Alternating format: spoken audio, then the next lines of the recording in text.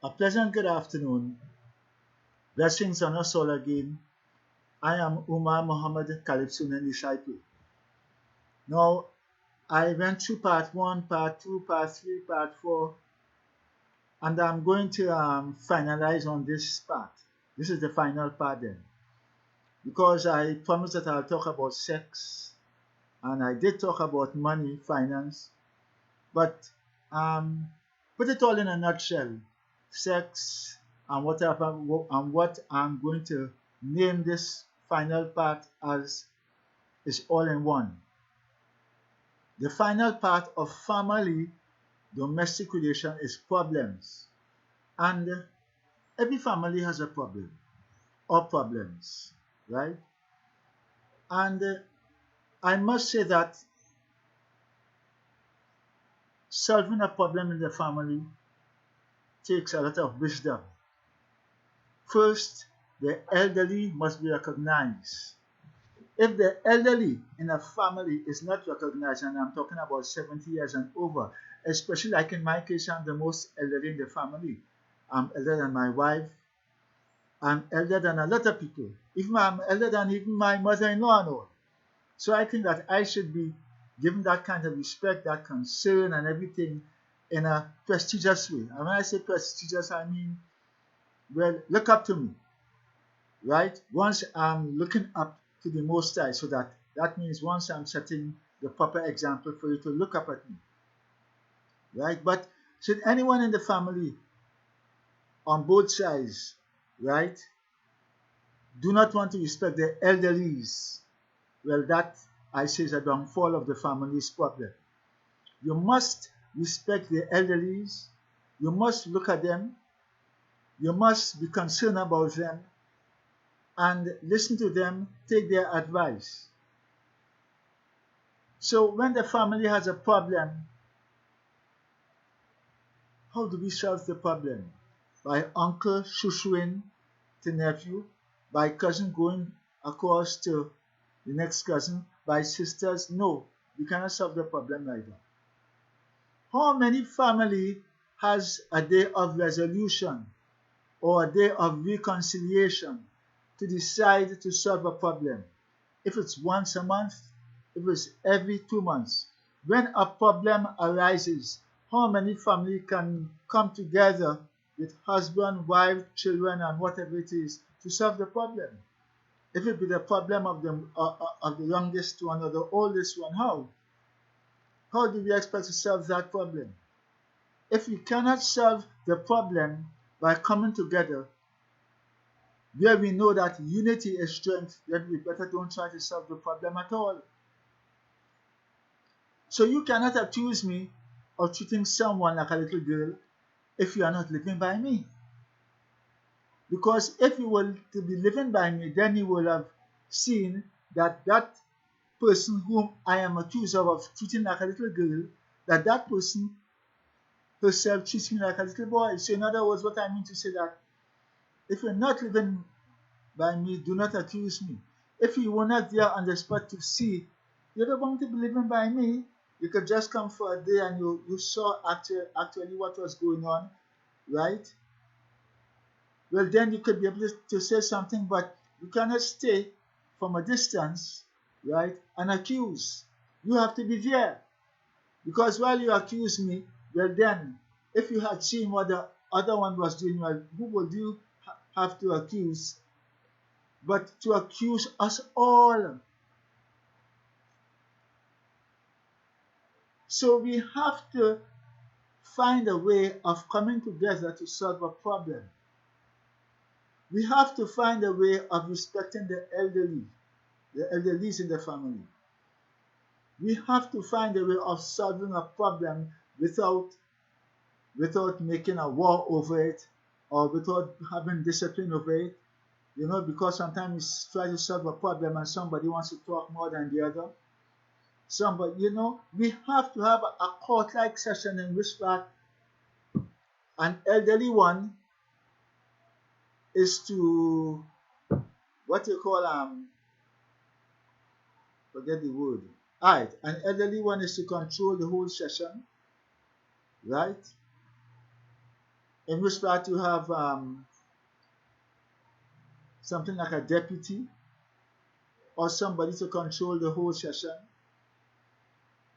an elderly one who can be trusted, or more than one elderly persons, or someone who is being respected, who you can look up to, then everyone should have his or her turn to speak. Then everyone should be questioned. Then we can summarize everything and come to a conclusion. But if that cannot be done, how do you solve the problem? Because if you want to solve my problem and your track record is not good, you cannot solve my problem. You know, as the scripture says, you take the mote out of your eye before trying to take it out of somebody else's eyes. Monkey don't see the length of his own tail. So if you want to solve my problem and your track record is not good, if I want to solve your problem and my track record is not good, we must have somebody a reliable person, a person whose track record is good enough so that that person can listen, right, and come to a conclusion. So what I'm saying is that whether we have a sex problem or whatever problem we have, monetary problem, finance problem, we must be able to come together, sit down around a table, sit down in a room. We must be able to have discipline to listen attentively, to speak when it is your time to speak. We must be able to keep secret whatever was taking place around the table. So we should not leave being around the table and go outside and say, well, you know, so this, no. It's a family affair. It's a family feud. It's a family affair. We cannot solve a problem because that is my mother, I go pick up for she. Because that is my father, I go pick up for him. We cannot solve a problem by saying, well, you know, I see my mother doing something and it is wrong, but I can't solve it because it's my mother. No.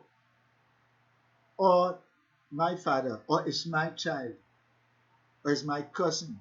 We cannot solve a problem by being selfish, by taking sides. No. We have to come together to solve that problem. And if we do not do that, we cannot accuse others.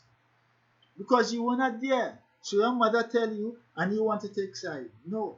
So your father tell you and you want to take side. No. Your mother is your mother, yes. But your mother could only be your mother when she passes fair judgment.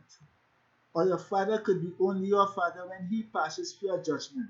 A father is not to be a father by being unjust or by taking sides just because that's my father or that's my mother. Your mother can do wrong, right? Your sister, your brother. When it comes to family, each individual must be able to give an account in a justifying way of his or her action. You can't look at and say, well, that's my brother, you know. So when it comes to making a decision, I will not put up my hand, that's my brother, or that's my father, I'm going to have brother, whatever the case is. So if we cannot come together to solve a problem, we cannot.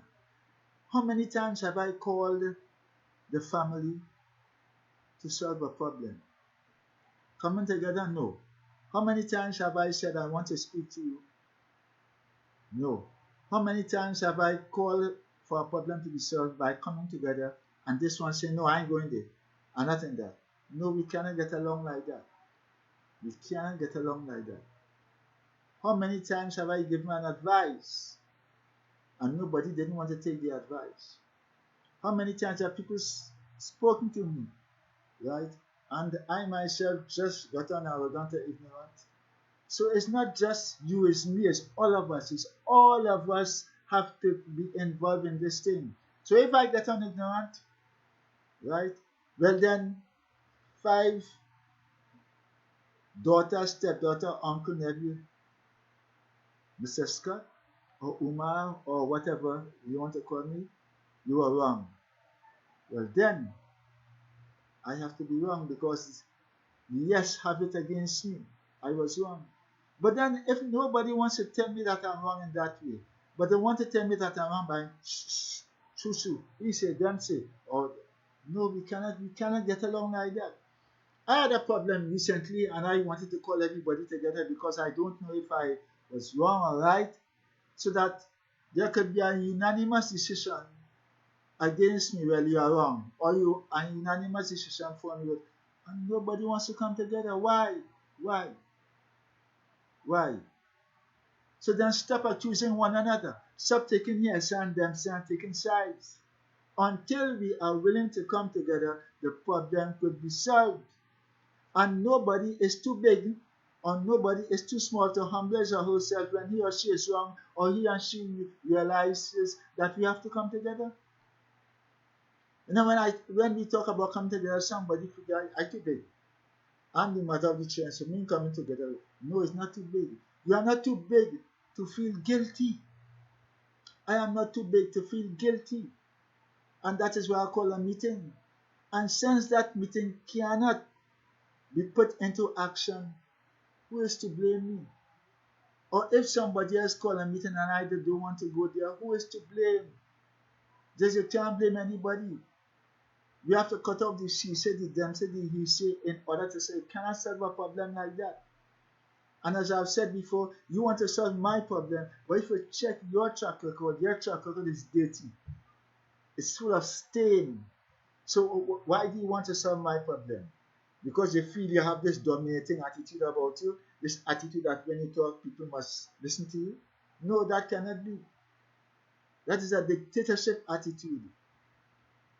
So family, friends, everybody throughout the world, family and friends, if we all have problems, we do have problems, but we cannot solve our problem in an individual way, in a sarcastic way, in a biased way. No. Right? Now, according to the problem, children cannot be there. So if you do have a sex problem, you have to learn how to solve it. You do not solve a sex problem by going to a mother-in-law or by going to a prospective mother-in-law, right? Or somebody who could be a mother-in-law. You cannot solve your problem by that. You have your problem as a young man and you're going to your girlfriend mother or your girlfriend father. It all depends on the problem. Now we have to be very careful about the problem, because you cannot have a sexual problem as a man and go to your girlfriend mother. No, you have to go to your girlfriend father. Because if it is happening that you're going to your girlfriend's mother, well, something is wrong, something has to be wrong with that. Or a young girl has a problem and she's going to her boyfriend's father, something is wrong with that. Somebody is square pegs in wrong holes, something is wrong.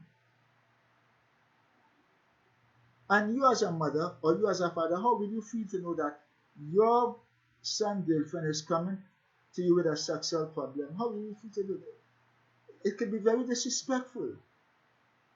Woman to woman, man to man. So if you have a problem, especially when the problem is not worth going to your girlfriend's mother. You could have gone to a man. There are men around and you pass the man straight, or you pass the man straight and you go into your girlfriend's mother. Something is wrong. Somebody is out of place. And if your girlfriend's mother encourages you to approach her with that problem, well, she's out of place. She's disrespectful as well, because if he encourages worse than the doer. Likewise, if your boyfriend's father. Right? So, let me don't get into any kind of thing with that, because so many people want to feel that they can solve a problem, and so many people must not try to solve a problem by being an individual. Let us be collective, let us be together. That's it, and thank you for listening to me on all the different topics I had on family, domestic relationship. It's a wide topic, and if you think I've said anything wrong, well, you can come on Facebook and correct me. As I said, we are all humble ourselves to correction. If you think it's good enough because you probably have that problem too, well, all well and good. I cannot say everything because it's a very wide topic. Sometimes you have to exclude children, sometimes you have to include children. right? Sometimes, I don't know how, but we have to choose our solving our problem so that we can say we solve a problem. If you have a problem, it cannot be solved, as I've said before, by somebody pushing up a face, by somebody believe that they want to be vindictive. So if I vex, you have to show me you're vexed. You're more vexed than me. If I tell you something, you have to tell me, I want to that. We're going to do for that. We want to do. You're suffering to be so, because you know it are people like that. You're trying to make a correction and you tell them that you were wrong and they want to be so and so. Well, what happened? Well, that's my business. Well, do something now. Cough in the face now. You know, you're such a stupid, ignorant necessity. So my people have a good day because I don't want to get vexed. You know, there are so much ignorant people around, especially adults, that how they choose to face up to reality and say, well, I'm sorry, you know, they get on like little babies. So thank you very much.